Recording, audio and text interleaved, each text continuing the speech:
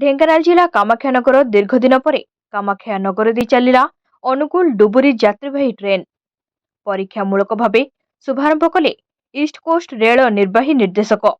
भारत सरकार रेल विकास निगम आर्थिक सहायता और सहयोग रे वाणिज्य और यातायात सुविधा पर अनुकूल जिला बुढ़ापंग स्टेशन ठारू कामाख्यानगर दे जाजपुर जिला बाघुआपाल स्टेशन पर्यंत रेल लाइन संजोग कर 1996 मसीह अनुकूल सुकिंदा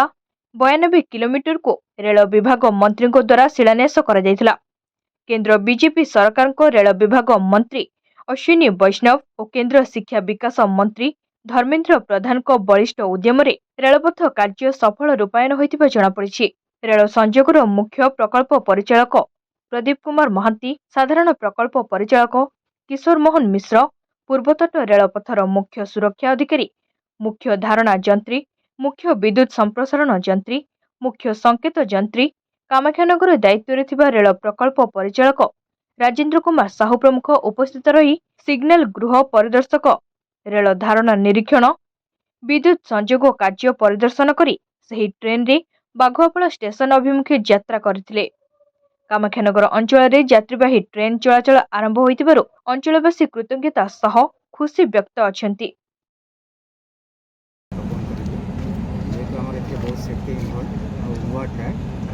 गुड्स किसी दिन चलेबू गुड्स चली सारा देखू सब जिन स्टेबिलाइज होगा and no issue on safety तापर आम पुणी चिंता करूँ आगे अलग कमिटी आसवे इन्स्पेक्शन करेंगे और सब तक सेफ्टी एस्पेक्ट देखा तो टाइम अच्छे आम किसी दिन आगे गुड्स ट्रेन चलिए देखू केमी कौन चलती 95% काम कम्प्लीट हो गलानी आले चेकिंग चलती चेकिंग फेकिंग है परमिशन मिल चलने ये अंचल लोकंर तो सहयोग ही कामटा बहुत खुशी है समस्ते कोऑपरेट कर कंस्ट्रक्शन करूँ समस्ते बढ़िया कोऑपरेट करमको बहुत शीघ्र भी आम काम कर।